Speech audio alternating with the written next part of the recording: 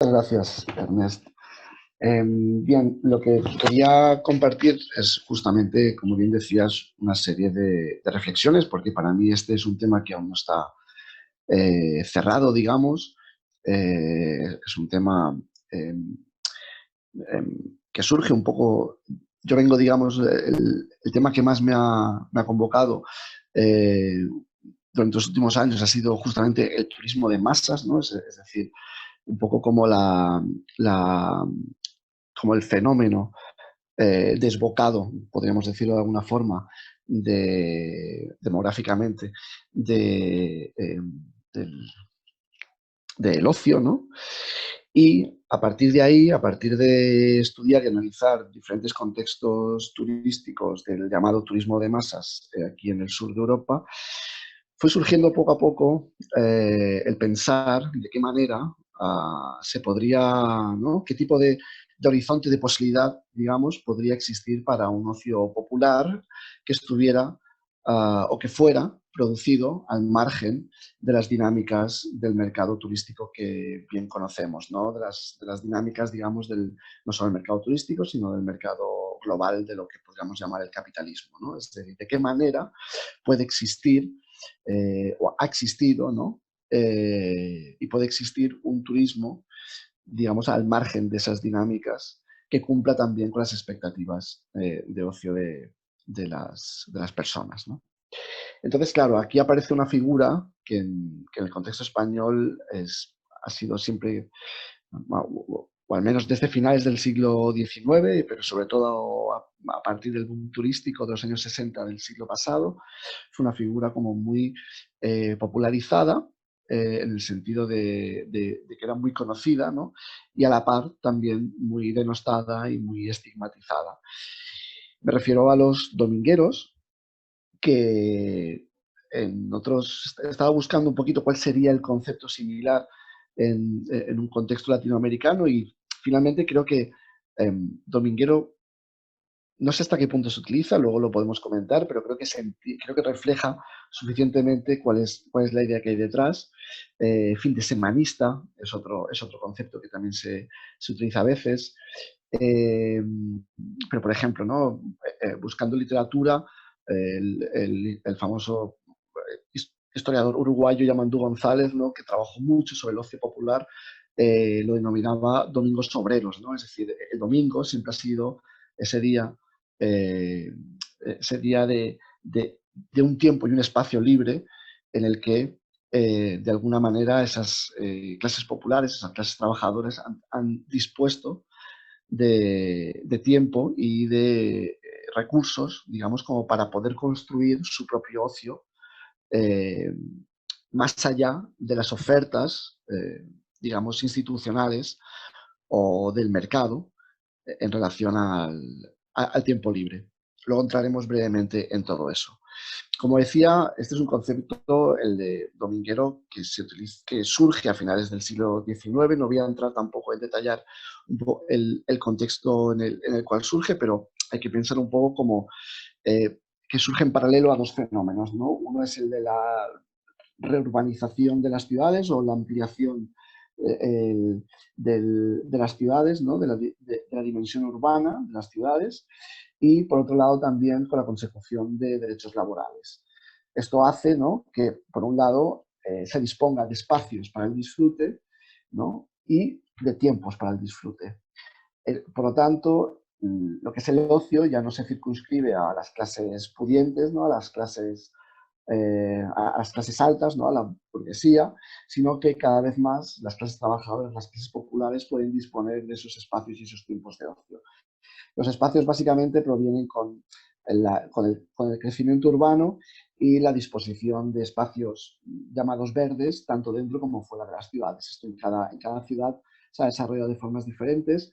Las que tenían, por ejemplo, las que estaban en la costa, pues se desarrollan de forma diferente de las que son del interior, y un poco la geografía de esos espacios cambia en función de las ciudades y de cada una de las latitudes, ¿no? Es decir, en Latinoamérica se dio un proceso durante una época determinada, aquí en el sur de Europa durante otra época.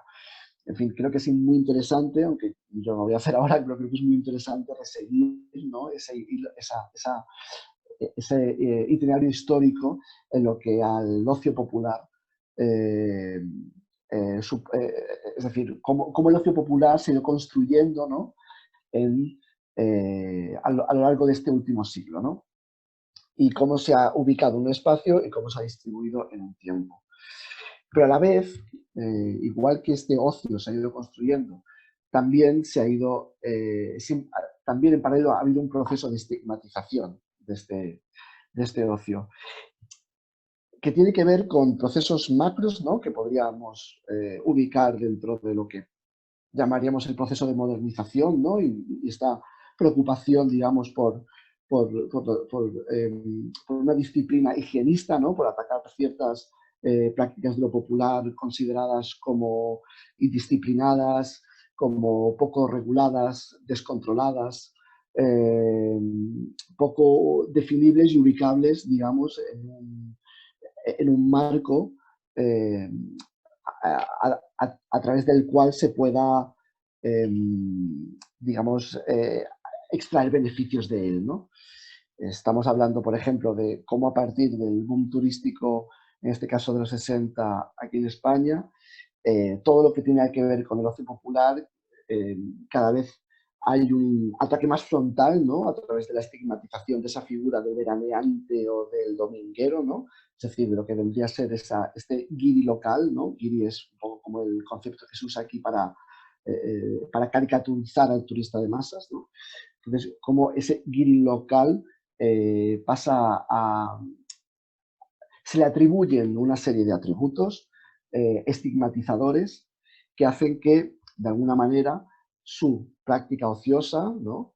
Esté infravalorada y esté menospreciada, ¿no? Por lo tanto, automáticamente, allí donde hay domingueros, hay problemas, ¿no? Allí donde hay eh, formas de ocio popular y formas de ocio autorreguladas, hay problemas y se generan problemas que finalmente hay que regular, hay que controlar o hay que normativizar, ¿no? Hay que ponerle un cierto cerco y un cierto control, porque si no, de alguna manera, se van de las manos, ¿no?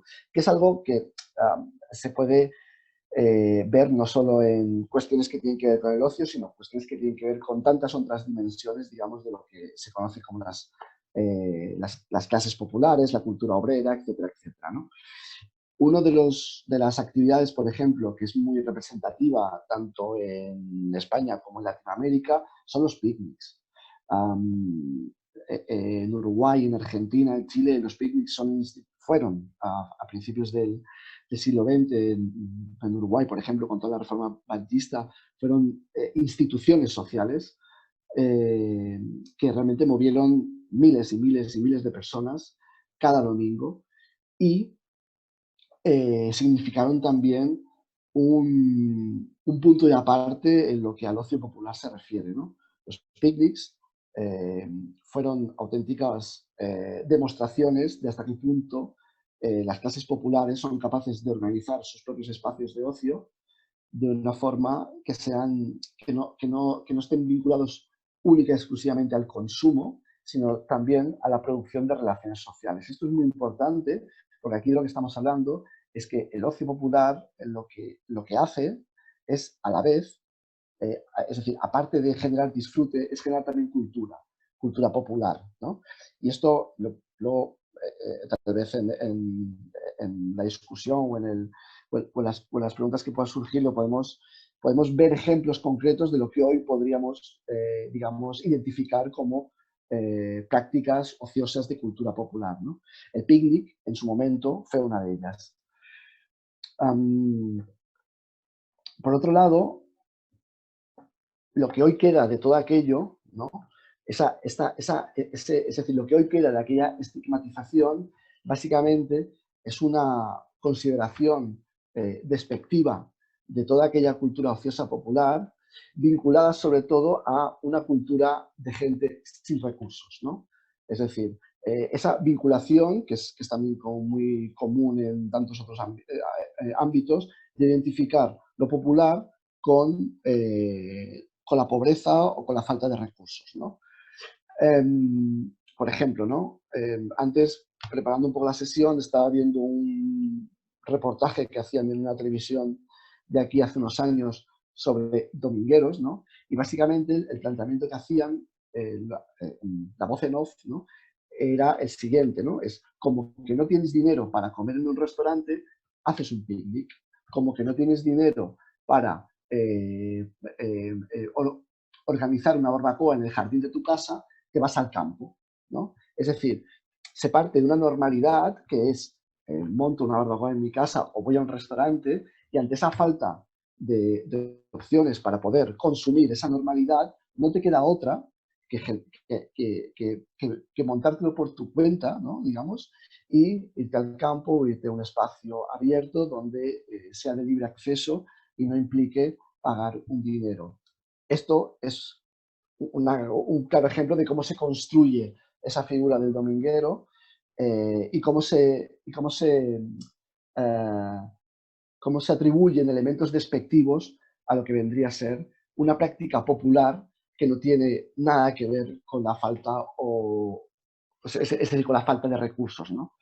Eh, Solo tenemos que hacer como este recorrido histórico para poder ver que no es un tema de falta de recursos, sino justamente es un tema de sociabilidad, es un tema de cómo las personas, de alguna manera, eh, digamos que nuestra forma de poder generar espacios de disfrute también pasan por generar espacios de sociabilidad.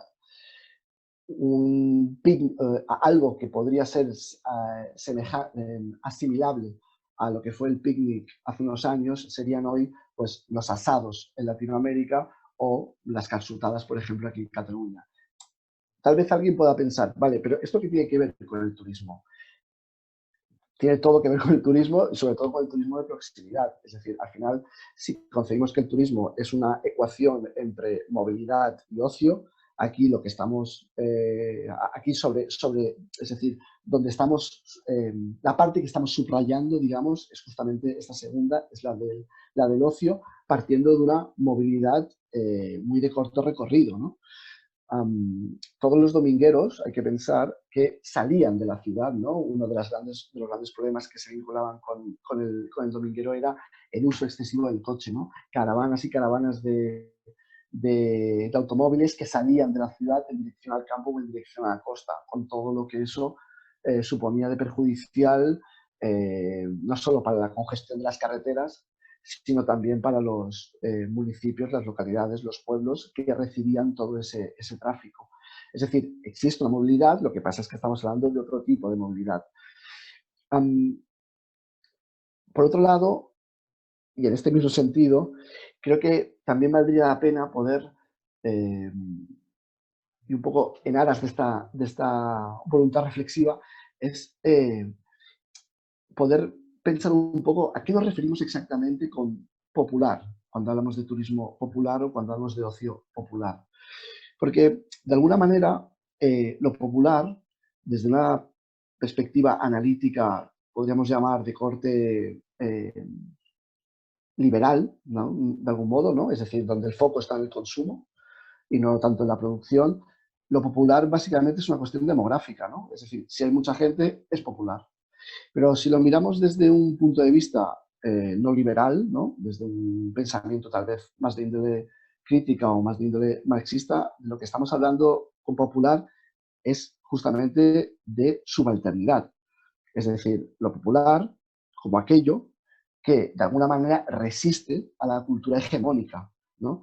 Que la cultura hegemónica es principalmente la cultura que sostienen, ¿no? Que defienden y que producen las clases dominantes también.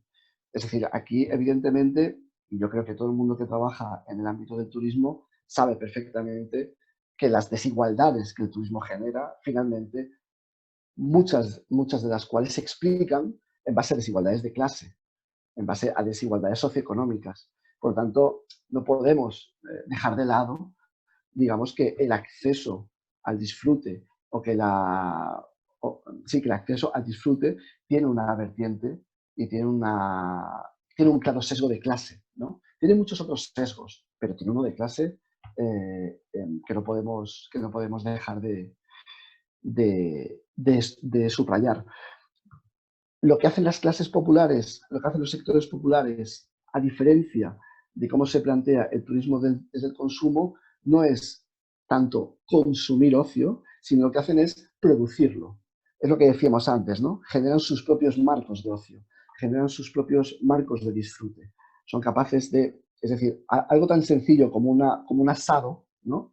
Algo que tenemos tan absolutamente naturalizado y que posiblemente nadie no se problematiza, ¿no? Es un ejemplo perfecto de cómo un grupo humano es capaz de organizar algo tan sencillo como una comida. Y no es un ejemplo baladí, es un ejemplo que da cuenta de algo, que da cuenta de algo que hay que tener en cuenta a la hora de pensar formas de ocio y de recreo no subyugadas al mercado. Si el foco del ocio lo ponemos únicamente en el consumo, lo que estamos haciendo básicamente es obviar, perder de vista el carácter relacional del ocio. Es decir, que lo popular, antes que un tipo de consumo, es un tipo de sociabilidad, ¿no? Es decir, es la sociabilidad de los subalternos, es la sociabilidad de lo que podríamos llamar del 99%, ¿no? Tomando, por ejemplo, lo que decía Thompson, ¿no? Uno de los teóricos, digamos, más referenciados, ¿no? A la hora de hablar de análisis de clase, ¿no? Y de la importancia, digamos, de la cultura popular dentro de las clases subalternas. Thompson lo que planteaba era que lo subalterno de alguna manera siempre molesta a los sectores hegemónicos, ¿no? A los discursos dominantes, porque de alguna manera lo subalterno es capaz de reinterpretar el mundo que tiene delante con visiones alternativas y manifestaciones autónomas, ¿no? que finalmente molestan, ¿no?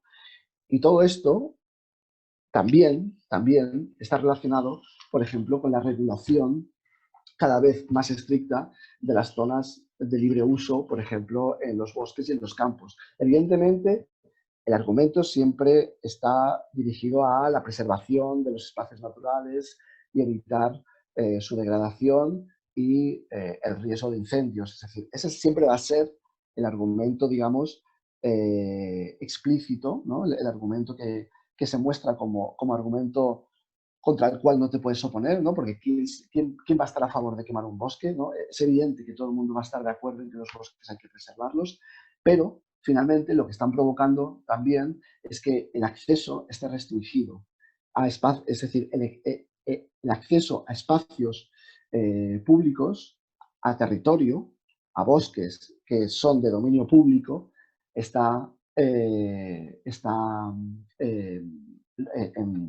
esa es la palabra, está eh, reducido, es decir, ¿no? La entrada no es pública, ni abierta, ni libre.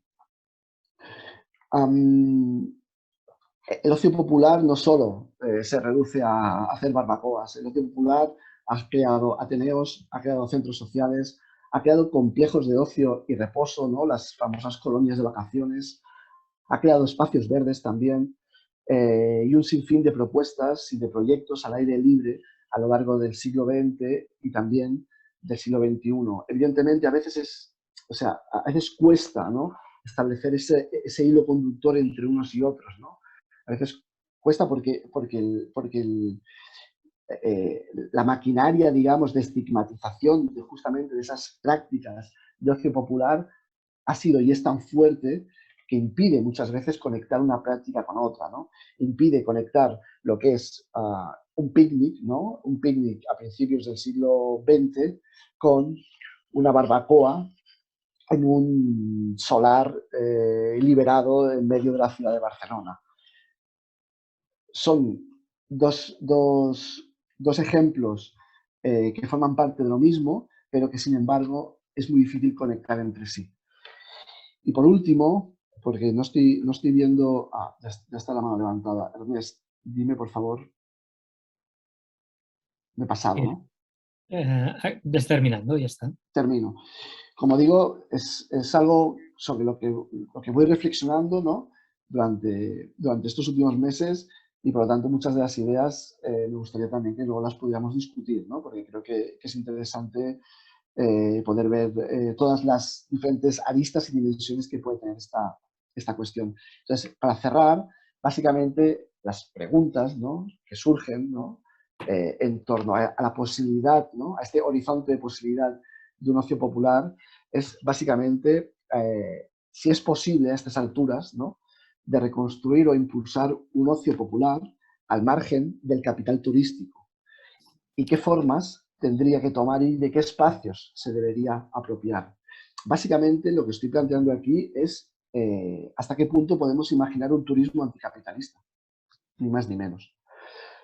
Porque creo que, en el fondo, todas estas alternativas, ¿no?, estos turismos alternativos, estos turismos, y con esto ya cierro, esos turismos que están insertos en otro tipo de economías, ¿no?, la economía social y solidaria, la economía cooperativista, el ejemplo que ahora tendremos, todas estas, el turismo de proximidad, es decir, todas esas propuestas, en el fondo, lo que están planteando es una crisis del modelo turístico hegemónico que nos otorga el capitalista, ¿no?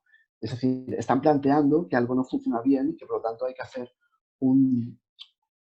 hay que plantear otras formas que no pasen por la explotación hasta los límites de recursos, de economías, de territorios, etcétera, etcétera. Y eso, creo que todos estaremos de acuerdo, todos y todas estaremos de acuerdo, que no es otra cosa que generar un modelo anticapitalista de turismo. Lo dejo aquí y luego seguimos si hay alguna pregunta. Gracias.